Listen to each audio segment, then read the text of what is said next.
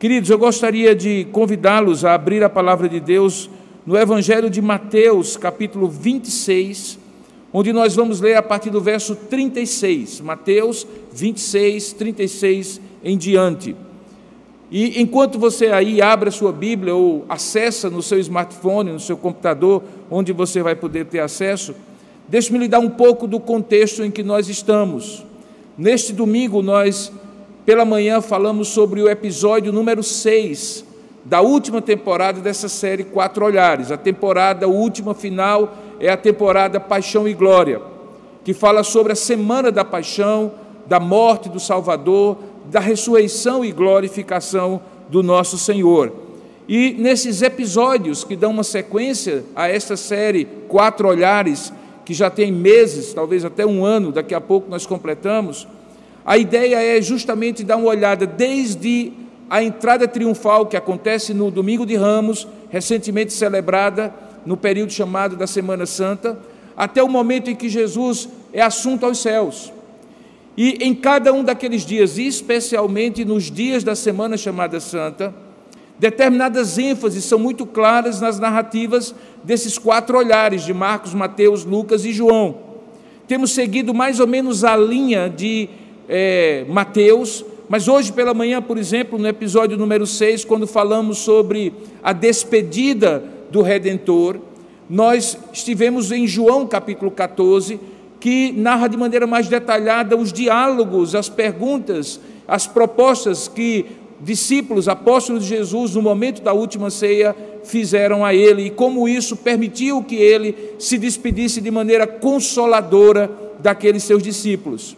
Hoje à noite, nós vamos, na sequência, ainda nesta quinta-feira, chamada Quinta-feira da Paixão, quando Jesus deixa Jerusalém, diferentemente dos dias anteriores, quarta, terça, segunda e domingo, ele não vai chegar até Betânia.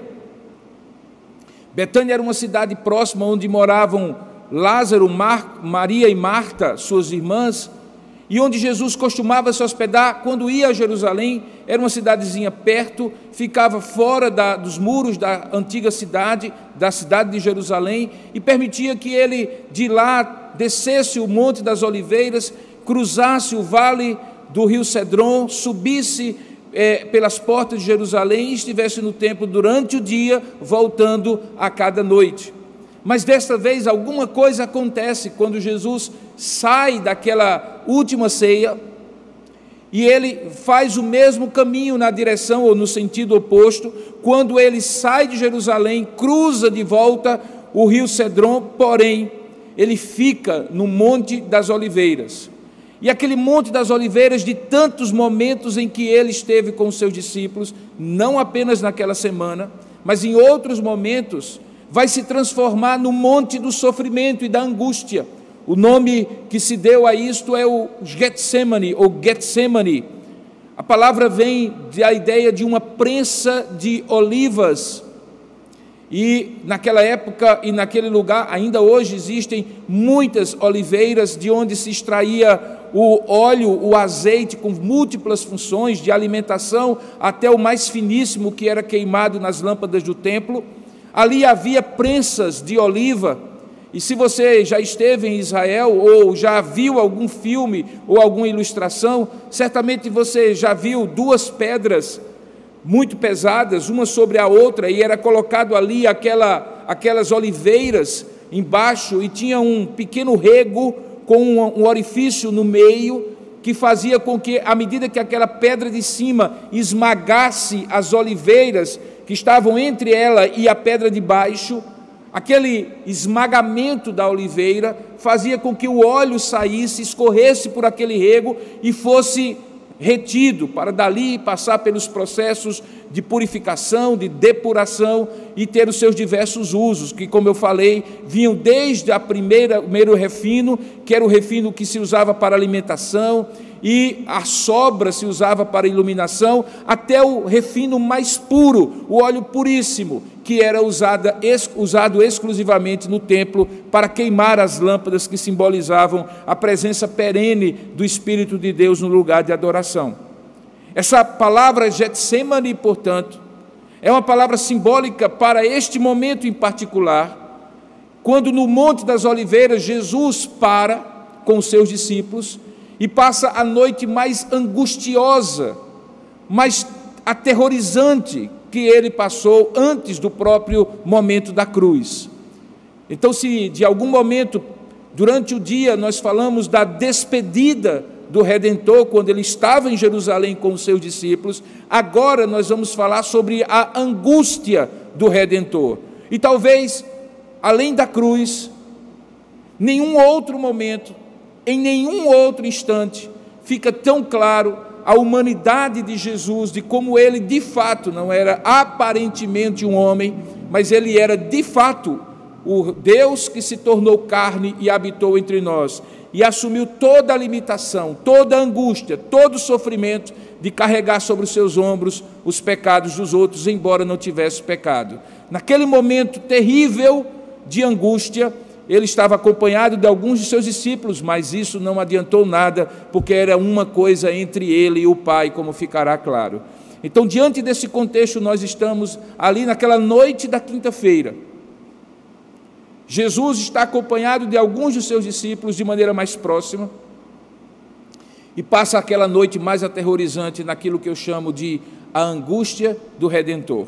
Eu não sei se você já teve momentos de profunda angústia.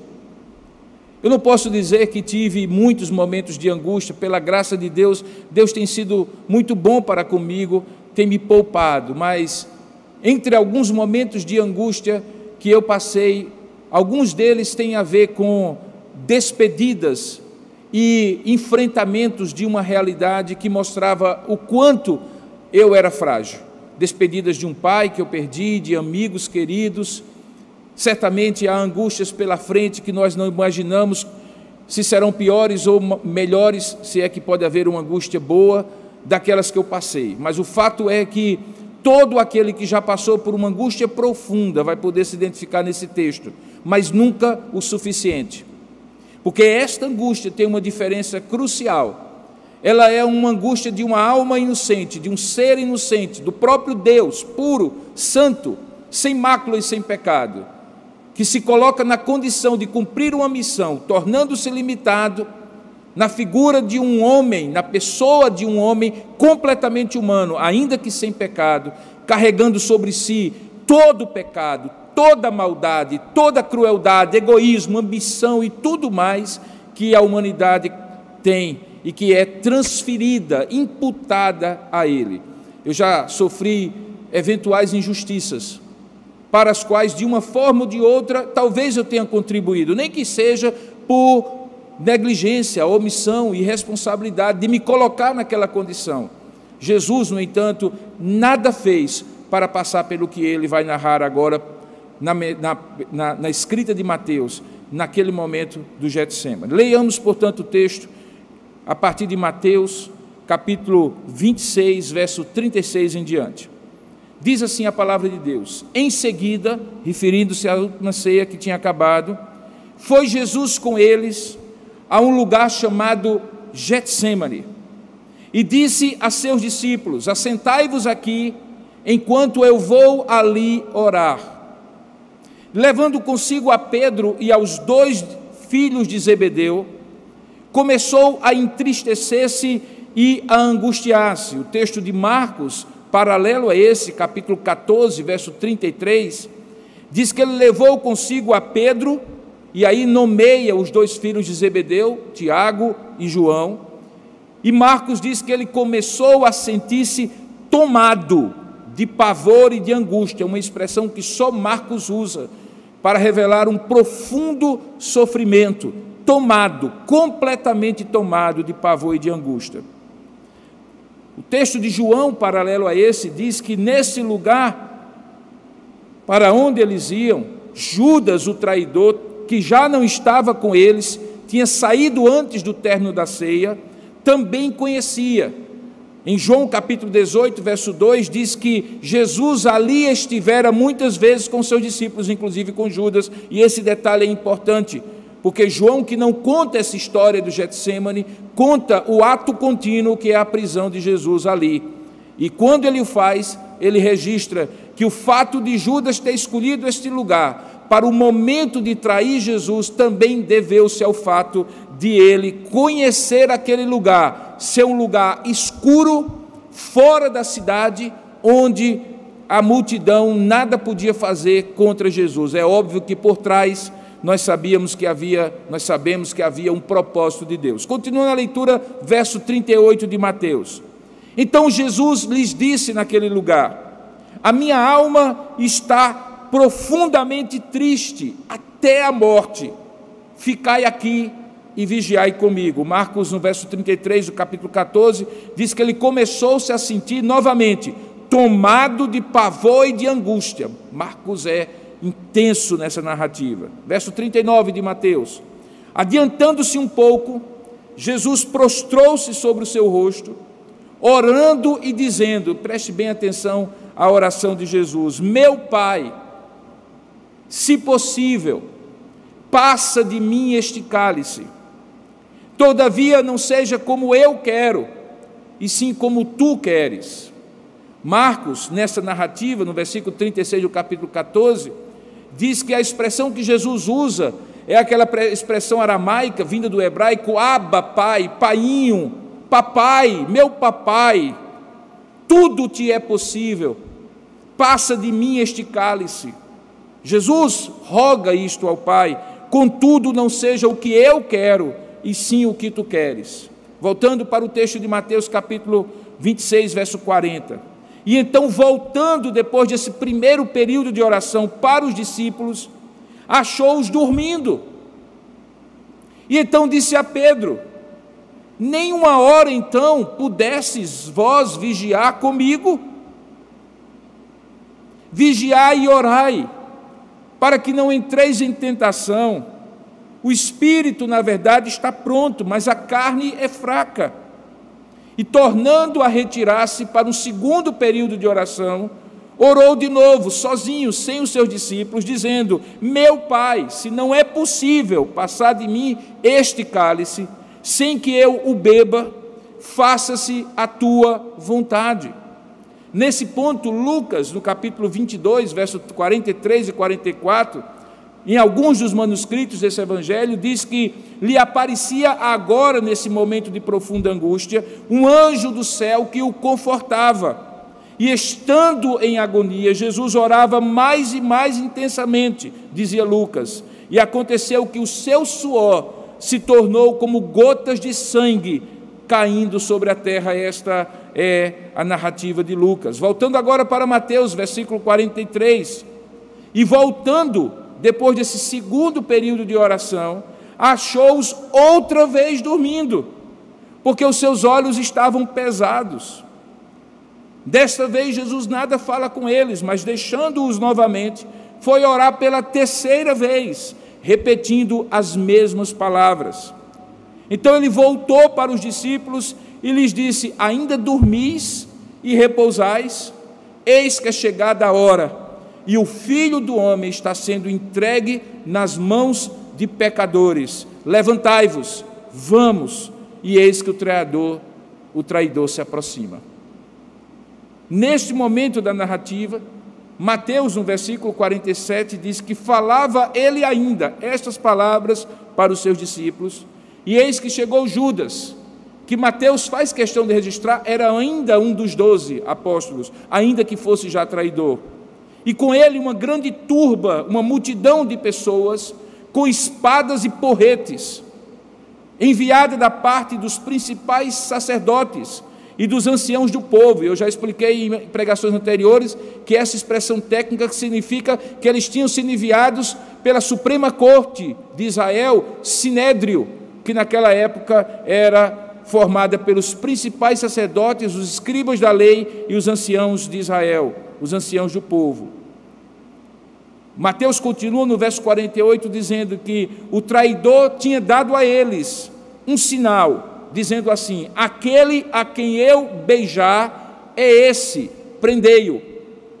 E logo aproximando-se de Jesus, Judas lhe disse: salve, mestre.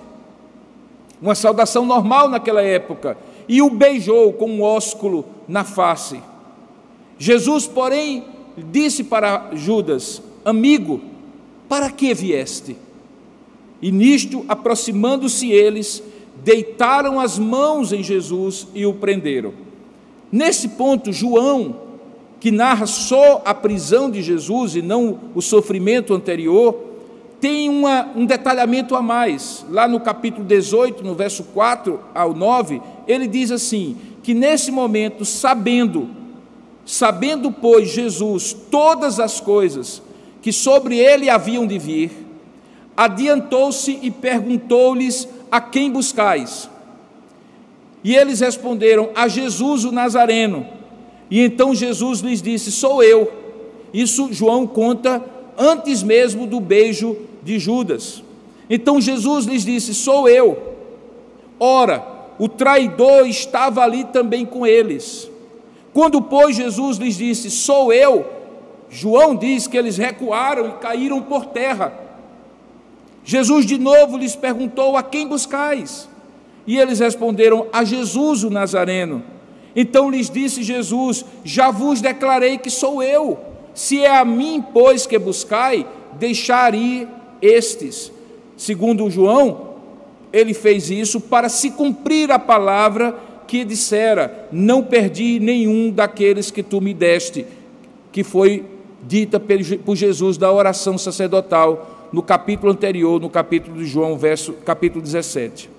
Voltando agora para a narrativa de Mateus, no versículo 51, diz que naquele momento que eles deitaram as mãos sobre Jesus para o prender, um dos que estavam com Jesus, que João vai dizer que era Pedro, Simão Pedro, Marcos, Mateus e Lucas não dizem o nome, estendendo a mão, sacou da espada e golpeando o servo do sumo sacerdote, que João diz que o nome era Malco, mas que Mateus, Lucas e Marcos não dizem o nome, cortou-lhe a orelha. Então Jesus diz para Pedro: embainha a tua espada, coloca a tua espada de volta na bainha, pois todos os que lançam mão da espada, a espada perecerão. João completa que Jesus disse isso ao também afirmar: não beberei porventura o cálice que o Pai me deu?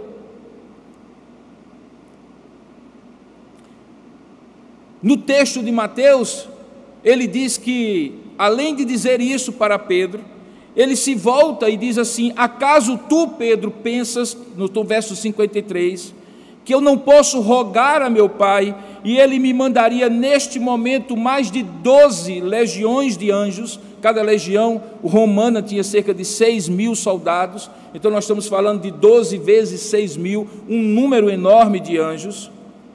Mas aí no verso 54 ele diz: apesar disso, como pois se cumpririam as escrituras, Pedro, segundo as quais assim deve acontecer, assim deve suceder?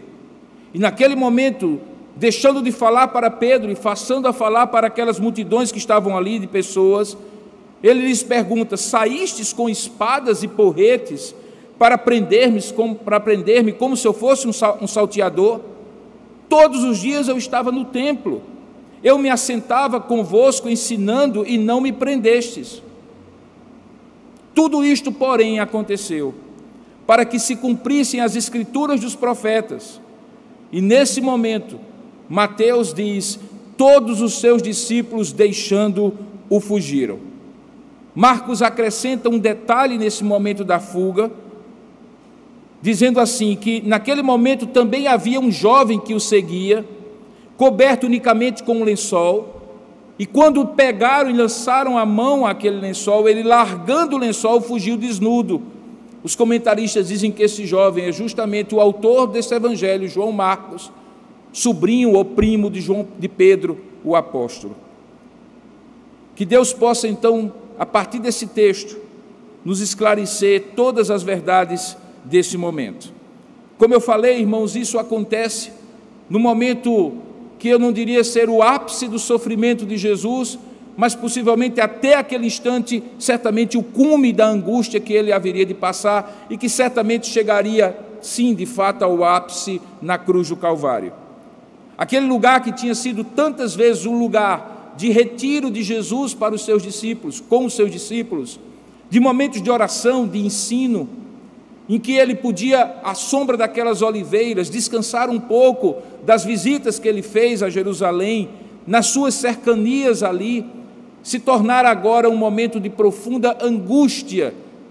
E a angústia de Jesus é bem definida, justamente por essa expressão que ele usa nos momentos de oração, nos 3 períodos de oração que os evangelhos contam, e que se revela pelo menos em 3 aspectos. O primeiro aspecto é a angústia da solidão. Jesus estava com pessoas, mas estava. Os discípulos que deveriam dizer e estar com ele naquele momento de profunda angústia, cansados talvez, mas principalmente não atinando e não tão comprometidos com ele como ele estava com eles, simplesmente dormiam, não vigiavam em oração com Jesus, deixando-o sozinho. Eram esses discípulos os que tinham maior intimidade. O texto diz que era Pedro, aquele que dissera que não deixaria Jesus de modo algum, nem o abandonaria, nem jamais o negaria, mas que Jesus havia dito, como de fato vai acontecer, que ele, antes que o galo cantasse 3 vezes, negaria a Jesus. E os 2 filhos de Zebedeu, Tiago e João, que formavam o círculo mais íntimo com Jesus. As crianças nas igrejas costumam falar de Pedro, Tiago e João no barquinho, cruzando o mar da Galileia. Sempre eles 3 estão ali, no Monte da Transfiguração, o momento mais glorioso antes da ressurreição. Eles estavam lá e viram Elias e Moisés e Jesus, e o próprio Jesus aparecendo para eles na sua glória celestial. Aquilo tinha sido o ápice da glória, e para usar o tema dessa série, Paixão e Glória, agora eles estão no ápice da paixão, da angústia, do sofrimento, no mais profundo sofrimento onde eles se encontram. Eles não foram capazes de ser solidários, eles não foram capazes de compreender que aquele momento era um momento que Jesus tinha dito para eles que haveria de acontecer durante o dia que tinha passado por eles, naquela ceia que eles tinham passado, quando ele disse que o príncipe deste mundo se aproximava e eles não tinham nada com ele, nem ele tampouco. E o príncipe deste mundo arquitetou a conspiração de Caifás e a Suprema Corte, o Sinédrio, junto com a traição de Judas. Agora eles tinham a oportunidade de mostrar a Jesus a solidariedade, a companhia, o apoio emocional e espiritual, mas eles faltaram a Jesus. Eles foram profundamente egoístas no momento com aquele que entregou-se a si mesmo por eles. É, portanto, a angústia da solidão.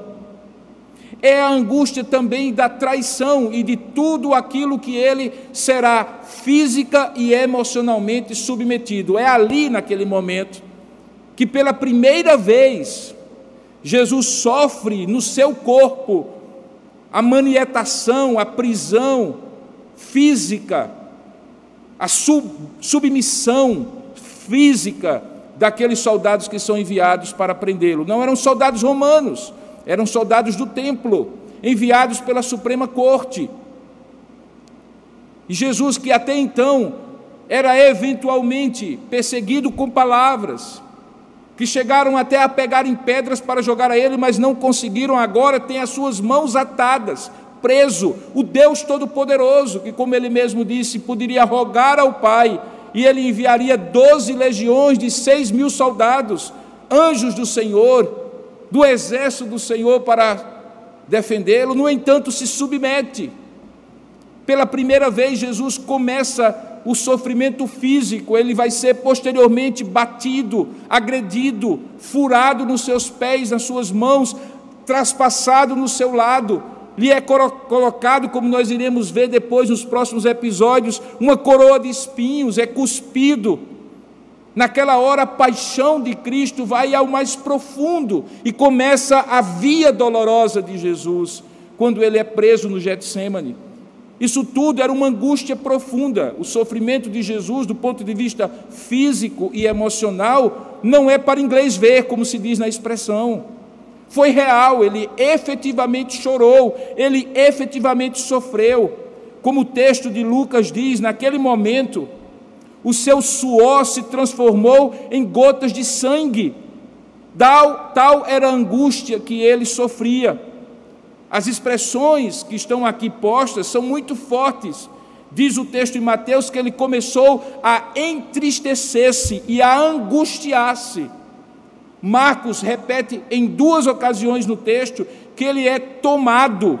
Veja, não é que ele sentiu apenas um pavor ou uma angústia. O pavor e a angústia tomam conta das emoções de Jesus como nunca antes.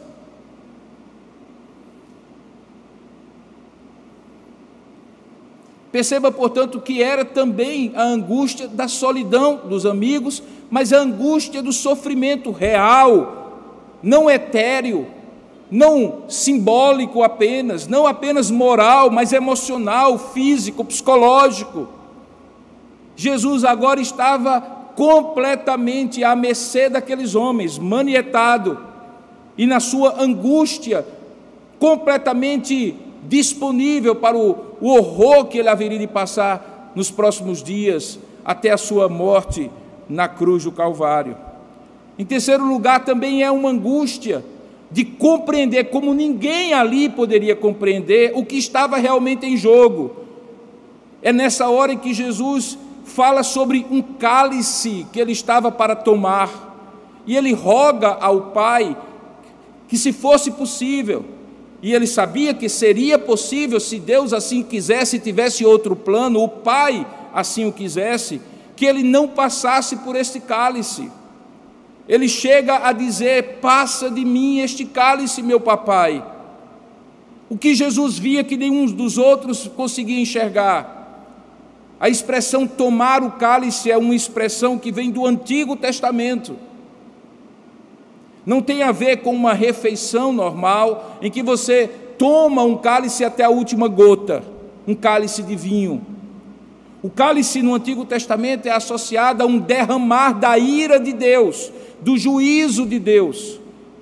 Há vários episódios no Antigo Testamento em que é dito que a ira de Deus derramou o cálice, ou Deus derramou o cálice da sua ira sobre povos, nações, aglomerados de pessoas, sobre indivíduos. O cálice aqui é o juízo de Deus, que Jesus não merecia, que o mundo merecia, que eu merecia, que você merecia, e que é derramado não sobre mim, sobre você, sobre o mundo, mas sobre ele.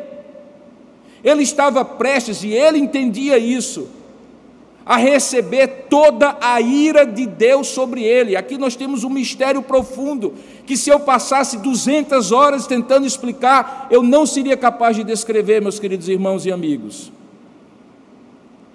Você imagine a ira de um Deus santo, justo, bom, puro, que cria um homem à sua imagem e semelhança, e vê esse homem dar-lhe as costas, ser rebelde contra ele, injuriá-lo, ter outros deuses criados à sua imaginação para concorrer na adoração única e verdadeira que só ele deve e merece receber.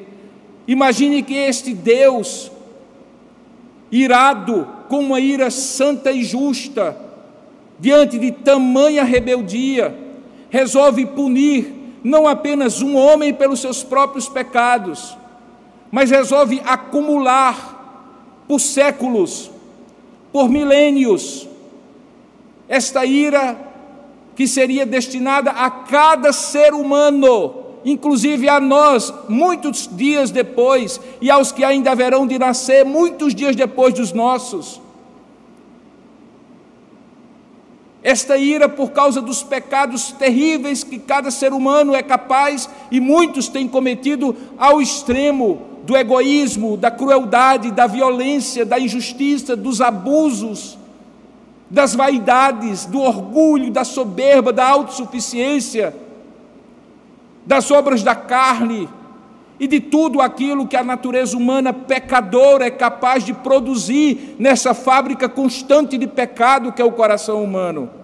Agora imagine tudo isso num grande cálice da ira de Deus, em que Deus vai derramar, não sobre cada um segundo o que cada um merece, mas sobre um único que nada merece, transferindo toda a punição, todas as penas, todos os juízos de todos os seres humanos, de todas as épocas e em todos os lugares, sobre um só. É deste cálice que Jesus está falando. Ele sabia o que isso significava. Eu posso sequer imaginar, você talvez possa imaginar, mas ele sabia, e diante da antevisão do que isso significaria, Jesus certamente anteviu aquele momento na cruz, quando ele grita e diz assim: Eloi, Eloi, lama sabachthani, Deus meu, por que me desamparaste? Como algum poeta já disse, quando Deus dá as costas ao seu próprio filho, e no mistério, a divindade de Jesus não é suficiente para manter aquela comunhão por alguma razão e de alguma forma inexplicável. O juízo de Deus fende e a natureza humana de Jesus clama na cruz, e Jesus nesse momento antevia esse desamparo, essa angústia, essa solidão diante do cálice, muito mais do que diante da solidão dos seus amigos, muito mais do que diante da situação de servidão física aos seus detratores e aqueles que haverão de prendê-lo. É entre Jesus e o Pai que a angústia mais profunda desse momento se revela. É por isso que ele se separa dos seus discípulos, e naqueles 3 turnos de oração, ele vai para um canto orar e angustiar-se, porque só ele e o Pai sabem aquilo que vai acontecer, e ele então clama e diz: meu Pai, se for possível, passa de mim este cálice.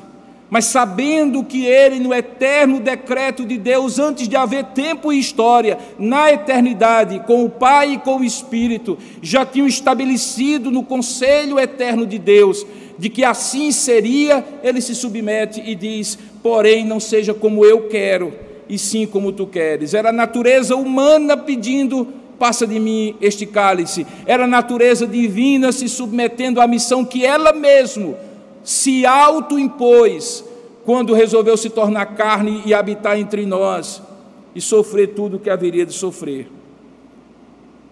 Portanto, essas 3 angústias, a angústia da solidão, da separação e da falta de solidariedade dos seus amigos, a angústia de se ver submetido, sendo Deus Todo-Poderoso, à fúria daquela súcia de malfeitores, que supostamente por motivos religiosos querem prendê-lo, mas que na verdade estão sendo instrumentos de inveja, de ambição, de sentimento pequeno contra Jesus.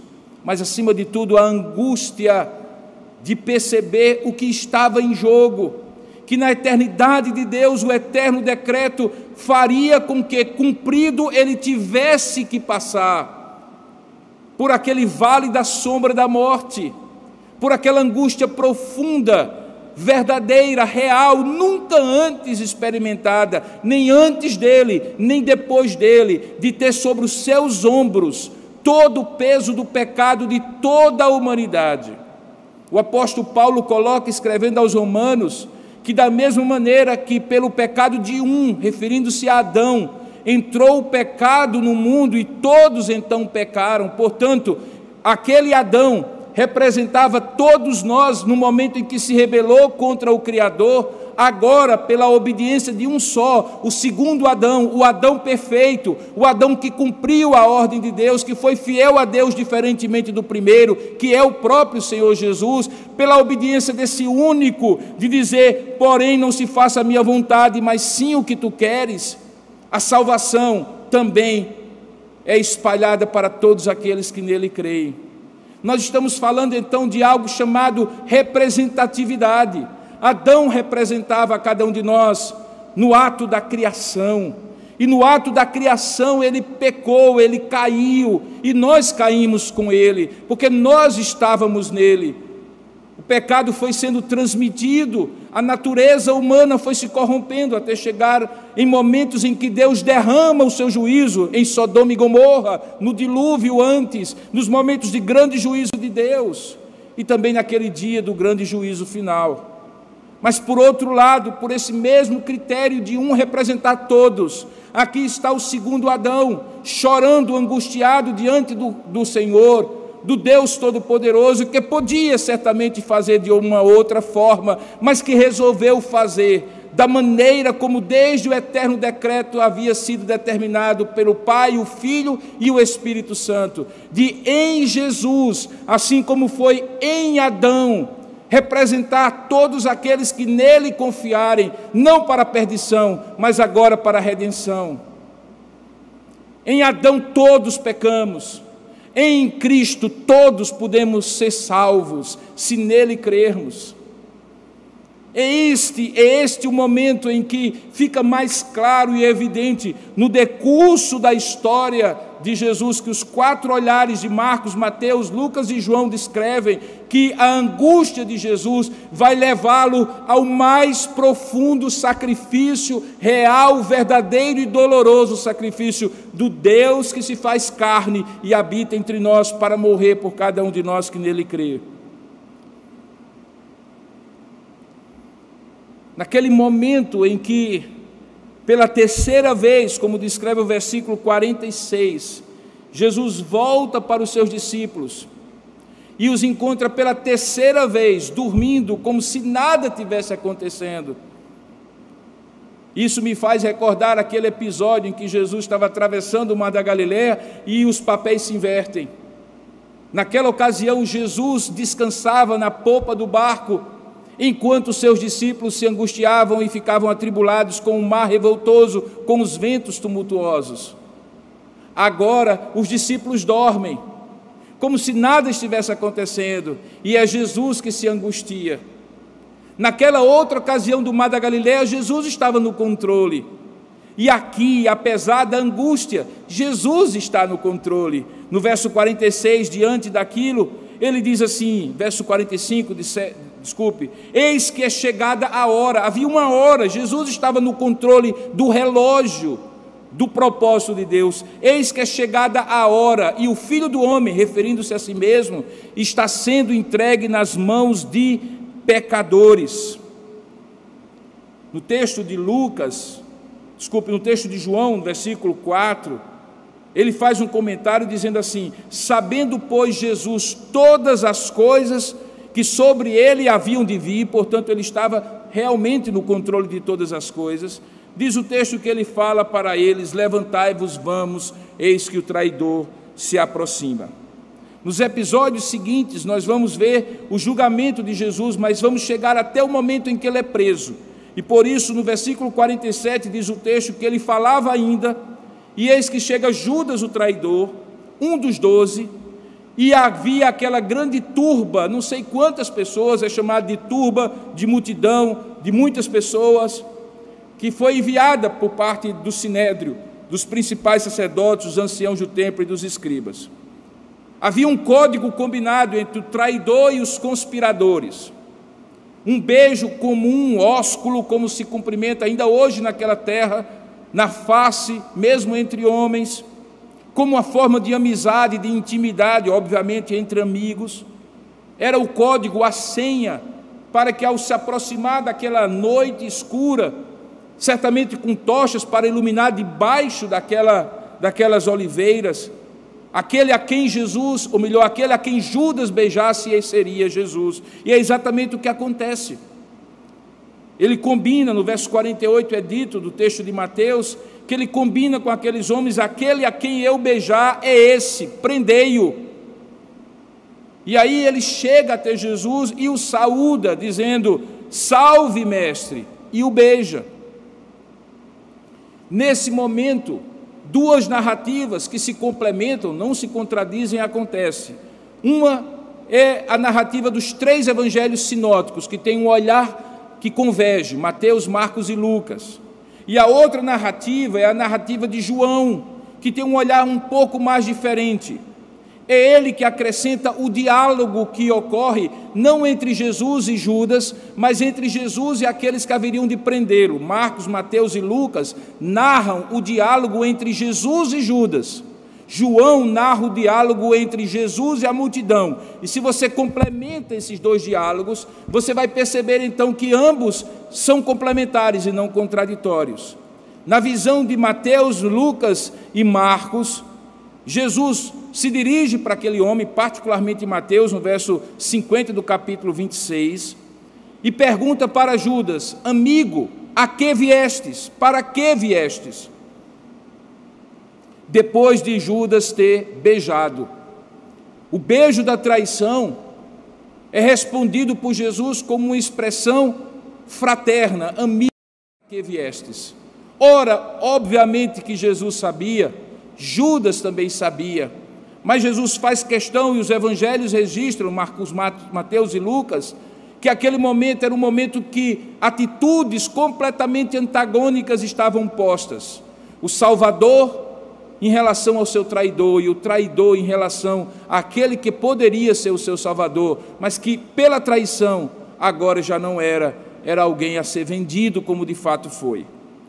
João diz que nesse íntere, talvez um pouco antes, talvez no meio, misturando os dois diálogos, diz lá no capítulo 18, verso 4 a 9, que Jesus se dirige à multidão, e não apenas a Judas, e pergunta: a quem buscais?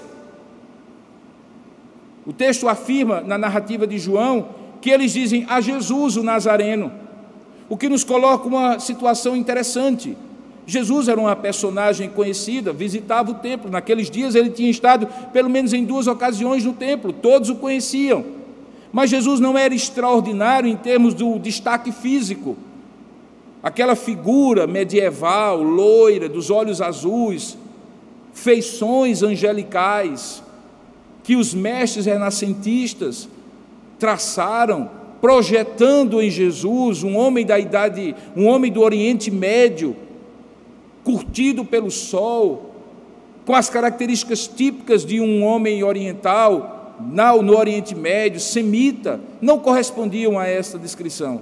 Portanto, Jesus passaria, ainda mais naquela escuridão do Monte das Oliveiras, como qualquer um deles. Ele não se vestia diferente, ele não usava colarinho eclesiástico, ele não usava uma mitra papal, ele não usava um paletó de um pastor moderno. Ele era um homem como os demais. A sua distinção tinha a ver com a sua palavra, com a sua própria luz divina, ainda que na sua natureza humana. Por isso ele pergunta: a quem buscais? Para que fique claro para eles o crime que eles haverão de cometer diante de Deus, o pecado que eles haverão de cometer. Eles respondem: a Jesus o Nazareno. E então Jesus diz: sou eu. Jesus não nega, ele sabia que tinha que se entregar, ainda que pudesse, num sopro da sua boca, desbaratar tudo aquilo. Ele se submete, lembrando Isaías 53, como ovelha muda perante os seus tosqueadores. Ele se entrega, ele não é preso, ele se deixa prender. E quando ele diz: sou eu, percebe-se, segundo a narrativa de João, que Judas, o traidor, estava com eles. E quando Jesus diz: sou eu, talvez assustados, ou por algum fenômeno sobrenatural do poder que emana dessas palavras, sou eu, que são as mesmas de Êxodo capítulo 3, verso 14, quando Moisés pergunta: quem és tu que me envias a Faraó? Diga o teu nome. E Deus diz: eu sou o que sou. Aqui Jesus diz: sou eu. As mesmas palavras. E o que acontece é que aqueles homens recuam e caem por terra, assustados diante da autoridade divina, mesmo naquele corpo comum e normal de outros que ali estão, como outros que ali estão. Era o poder divino que se escondia na natureza humana, e quando isso acontece, eles caem por terra. Então Jesus lhes pergunta de novo: a quem buscais? E eles respondem: a Jesus o Nazareno. E Jesus então diz: eu já vos declarei que sou eu. Se é a mim que buscai, deixai ir estes, referindo-se aos seus discípulos. E João comenta que ele faz isso para que se cumpra a palavra que ele no dia anterior, ou melhor, no dia mesmo da ceia, naquele dia da ceia, naquela quinta-feira, ele orou ao Pai dizendo: Pai, todos aqueles que me deste, eu não perdi nenhum, exceto o filho da perdição, para que se cumpra a Escritura. Jesus então salva, livra, cumpre a sua própria palavra, fazendo com que aqueles homens tenham a oportunidade, como de fato acontece, de fugirem, mesmo que ele fique abandonado. Naquele momento é registrado o episódio em que, talvez tomado pelo temperamento explosivo que tinha, Pedro saca da sua espada e corta a orelha de um daqueles homens que viria a ser o servo do sumo sacerdote, por nome Malco. E aí permite que esse episódio registrado nos veja o controle absoluto de Jesus sobre aquela circunstância que o angustiava, que o entristecia, mas não tinha poder de abater nem descumprir o propósito de Deus na vida dele. Porque diz Jesus para Pedro, no versículo 52, ainda da narrativa de Mateus 26, embainha a tua espada, pois todos que lançam mão da espada, a espada perecerão. E pergunta então a Pedro, acaso eu não posso rogar a meu Pai, e ele me mandaria essas legiões, 12 de anjos? E aí ele reafirma no verso 54 que tudo aquilo estava em cumprimento da Escritura, porque ele então pergunta a Pedro, como pois se cumpririam as Escrituras, segundo as quais tudo isso assim deve suceder? Isso não impede que Jesus, mesmo sabendo que aquilo cumpriria a Escritura, colocasse mais uma vez a responsabilidade do ato em si sobre aqueles homens que, em nome da religião, matavam o autor da vida. Porque ele se volta para aqueles homens e diz assim no verso 55, saístes com espadas e porretes para prender-me como se eu fosse um salteador? Eu não estava todos os dias no templo convosco, eu me assentava e ensinava vocês e vocês não me prenderam. Mas saibam por que isso aconteceu, o próprio Senhor diz. Aconteceu, e isso está no versículo 56, para que se cumprisse as Escrituras dos profetas. Aquilo que vocês planejaram, aquilo que Caifás que mandou vocês, às escondidas da noite, como se eu fosse um salteador, porque temeu me prender no templo, e por isso até mesmo chegou a planejar de fazer a prisão depois da Páscoa. Não estava no controle de Caifás, não estava no controle de vocês, estava no controle do decreto de Deus, que dizia nas suas Escrituras os profetas, que hoje, no tempo da Páscoa, o Cordeiro de Deus, o Cordeiro Pascal, haveria de substituir todos aqueles sacrifícios de cordeiros que antes eram feitos. Está cumprida a Escritura Sagrada. Queridos, esse momento é um momento de profunda dor,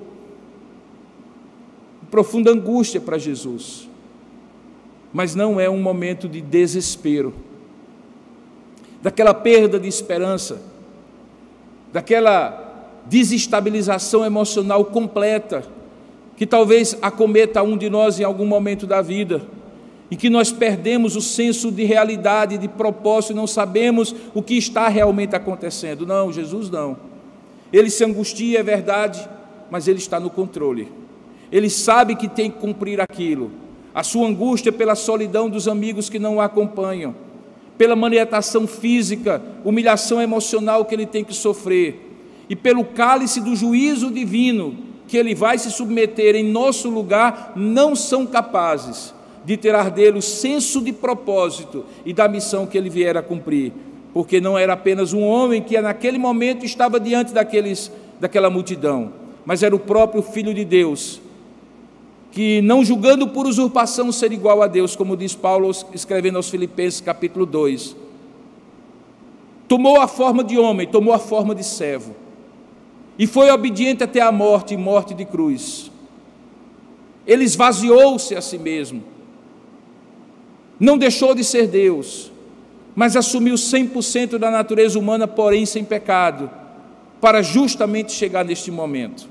Aqui a paixão do Redentor é revestida de uma angústia profunda, que só é superada pelo momento da cruz, e que inicia um processo de julgamento injusto nas cortes judaicas e diante do procurador romano, que tem erros judiciais que já foram expostos à luz do direito romano e à luz do direito judaico, que envolve falsidades, falsas testemunhas, mentiras, calúnias, como nós iremos ver nos próximos episódios. Mas que nada, absolutamente nada disso, está alheio, além ou aquém do propósito divino que tem em Jesus de torná-lo o nosso Redentor, o nosso querido Redentor. Ora, se nós estamos falando de angústia de Jesus, que emoções, que sentimentos, que reflexões, que decisões nós podemos tomar à luz desse texto diante da angústia do Redentor? Eu gostaria de usar o mesmo padrão do que eu tenho exposto até agora, de que as 3 razões para a angústia podem nos levar a 3 atitudes práticas para que na angústia do Redentor nós sejamos solidários com Ele e tenhamos os benefícios dessa solidariedade. Caminhe comigo um pouco mais. A primeira angústia do Salvador, do Redentor Jesus, veio da solidão, da indiferença, da falta de compromisso, falta de adesão real e concreta daqueles homens que o seguiram por 3 anos e meio e que ao fim desse episódio chegam a fugir dele e, como veremos depois, a negá-lo, a fugir da cruz, a não crer nele, como é o caso de Tomé. Obviamente que esse momento haveria de acontecer, mas nos dias de hoje, o que é que isso significa? Significa que nos momentos em que nós estivermos vendo no palco de Deus os fatos se cumprindo de acordo com a vontade de Deus, nós que fomos conquistados para ser um com Cristo, porque esta é a expressão mais importante de todo o Novo Testamento, em Cristo, nós nos tornamos solidários com Ele, nós nos tornamos unidos a Ele naquilo que os teólogos chamam de união mística, em que Ele é o cabeça e nós somos o corpo. Se com Ele sofremos, com Ele também viveremos. O apóstolo Paulo chega a dizer que cumpria no seu corpo o restante dos sacrifícios de Cristo, não no sentido salvífico, redentivo, propiciatório, porque só temos um Redentor, mas no sentido de que, como apóstolo, ele sofria as angústias de ver Cristo sendo formado nos seus discípulos, até que Cristo fosse a esperança da glória, e não apenas um aspecto religioso, segmentado, setorial da vida daqueles primeiros cristãos. Assim mesmo, a nossa angústia como pregadores do Evangelho, como ministros de Deus, e também esta angústia que você deve ter, é de ser tão solidário com Cristo, tão identificado com Cristo, tão capaz de assumir a natureza de um cristão, um seguidor de Cristo, um discípulo de Jesus, que nos momentos cruciais como este, você não fique dormindo, mas atente ao Salvador que diz: vigiai e orai, porque o espírito está pronto, mas a carne é fraca. Nesses tempos difíceis que nós estamos passando, que tendem a se tornar mais difíceis no sentido de que cada vez mais quem é de Cristo terá que se identificar como tal e sofrer todos os ônus dessa identificação. Essa palavra é muito relevante, muito importante para você, porque um dos sinais da iminência da volta do Senhor é o que nós chamamos de apostasia, esfriamento da fé, descompromisso com Deus. Há poucos dias eu comentava com uma pessoa que quando Jesus entrou na minha vida na década de 80, exatamente no ano de 1980, era uma época em que ficava muito claro quem era de Cristo, o que era, quem era e quem não era. As pessoas conseguiam identificar só com uma palavra, quando alguém dizia: eu sou evangélico. 30 anos, 40 anos se passaram, e você tem que explicar tantas coisas, porque esse termo evangélico, esse termo cristão, e até mesmo esse termo protestante caiu desgastado diante de uma sociedade que não viu cristãos comprometidos a vigiar e orar e serem com o seu Salvador, um só corpo, comprometidos com a causa da redenção, entregando-se corpo, alma e espírito a esta missão, como Jesus entregou, e nos convida a esta mesma missão, porque depois ele vai dizer: assim como o Pai me enviou a vós, eis que eu vos envio também. Somos, portanto, não apenas discípulos, mas de um modo genérico, apóstolos, porque fomos enviados. Ide, portanto, e pregai o Evangelho, proclamai o Evangelho em todas as nações, batizando-os em nome do Pai, do Filho e do Espírito Santo, para que esses discípulos sejam não seus discípulos, não discípulos de instituição, não discípulos de um segmento religioso, mas discípulos do mesmo Cristo, que você também é discípulo.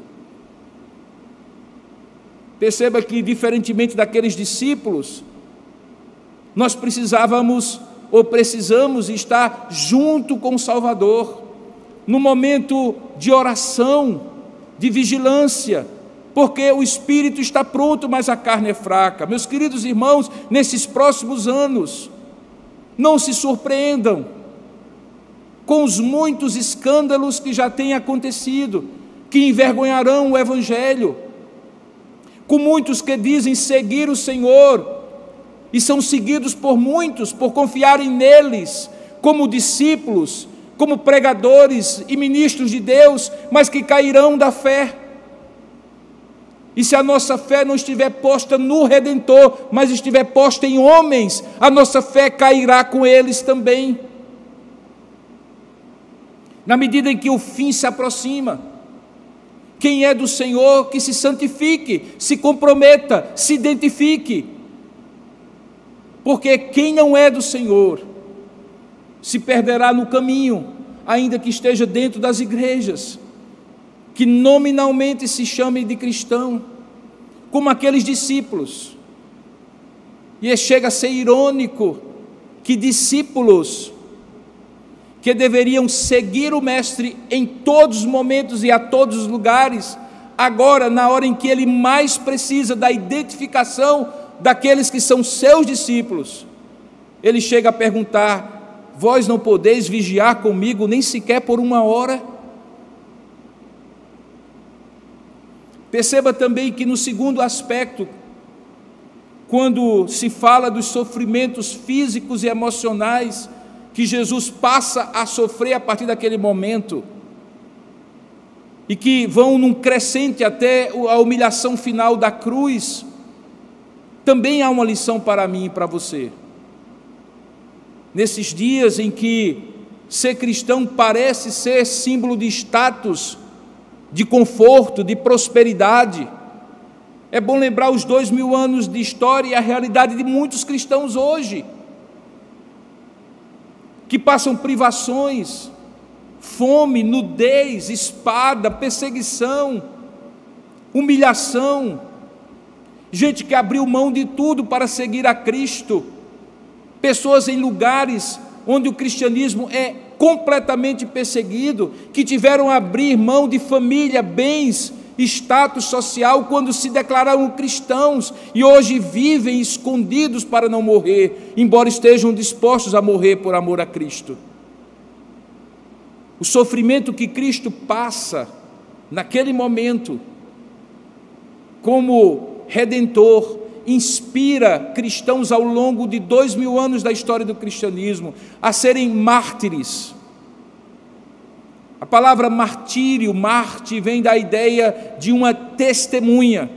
Não é necessariamente alguém que se submete à morte, é alguém que se submete ao testemunho daquele com quem ele se identifica. E se isso implicar em sofrimentos atrozes, em vergonha, humilhação, perdas, do que for e de quem for, até a própria vida, eles estão dispostos a fazer, e por isso são chamados de mártires. Mas hoje nós temos um cristianismo na grande proporção do Ocidente, do qual nós fazemos parte, que não está disposto a sofrer nada por Cristo, que prefere ir às barras dos tribunais para defender uma suposta liberdade religiosa, que eu até compreendo dentro de um regime democrático, que existam direitos da cidadania que devem ser defendidos. O apóstolo Paulo usou do seu direito de cidadão romano, mas é bom entender que ele usou do direito de cidadão romano porque ele sabia que se usasse e apelasse a César, ele iria poder ir a Roma não para se defender diante da suprema autoridade do império que era o César, mas para poder dar testemunho, de modo que o foco da sua defesa não era os seus direitos civis. O foco da sua defesa era cumprir a sua missão, ainda que usando os direitos civis de um cidadão romano para chegar às mais altas cortes e diante do imperador em Roma.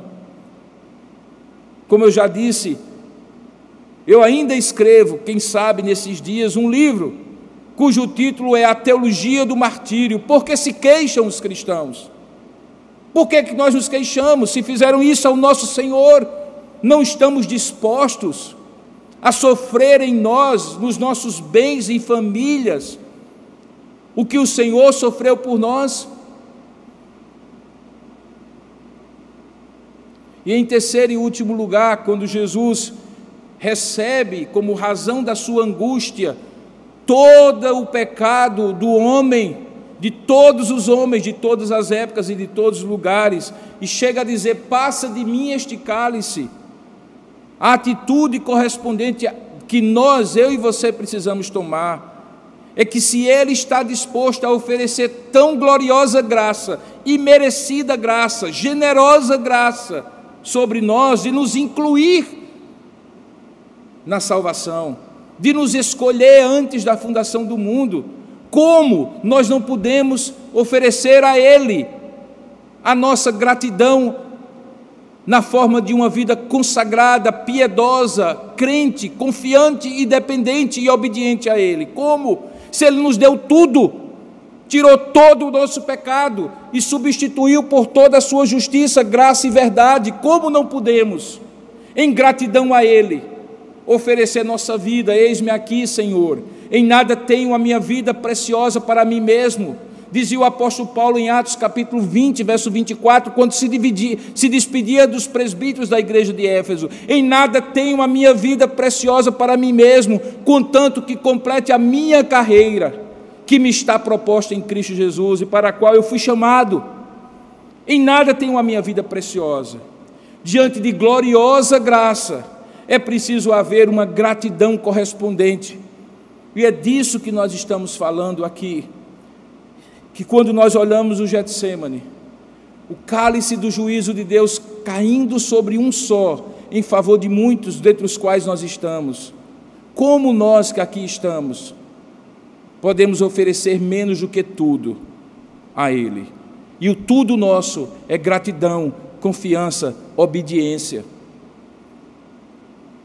Eu espero, queridos, que Deus tenha falado ao seu coração nessa mensagem, desse momento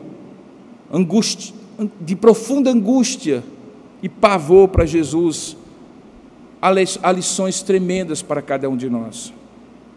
Que o Senhor ministre e aplique ao seu coração em particular toda a verdade desse texto.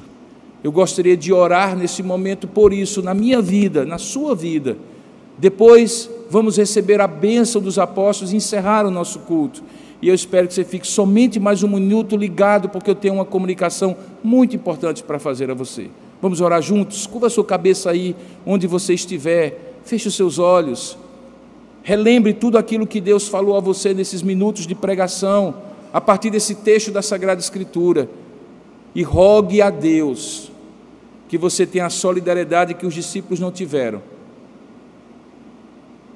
que você esteja disposto ao sofrimento por amor a Cristo, como Cristo se submeteu ao sofrimento por amor a você, e que diante do cálice do juízo de Deus, que Ele toma sobre si para livrar você e a mim, por graça, você tenha para com Ele uma atitude de gratidão, de fé, confiança e obediência, correspondente à graça imensa e maravilhosa que você recebeu. Vamos orar juntos? Ó Deus amado e querido Pai, eu te rogo, Senhor, que aquilo que na minha limitação é impossível de ministrar ao coração dos que me ouvem, possa o Teu Espírito, como sempre faz, penetrar profundamente nas camadas mais profundas do coração de cada um de nós, e depositar lá essa divina semente do Teu Evangelho, que frutifica na forma de compromisso, de fé, de obediência, de gratidão a Ti. Eu te rogo também por alguém que porventura está assistindo ou haverá de assistir, e que diante de tão gloriosa palavra que vem de Ti, não de mim, que revela o sofrimento do Redentor, a angústia do Redentor por amor ao homem pecador. Quem sabe, Pai, há pessoas aqui que vão ouvir essa mensagem e conhecer a Ti como Deus verdadeiro, o único Senhor e Redentor de suas vidas. Ó Deus, eu quero rogar nesse momento para que o Teu Espírito aplique essa palavra, porque Ele saberá fazê-lo segundo a necessidade de cada um de nós. E nesse momento em que encerramos este culto, oferecendo a Ti a nossa gratidão, rogamos a Ti também a Tua bênção, a bênção do Deus triuno, o Pai, o Filho e o Espírito Santo.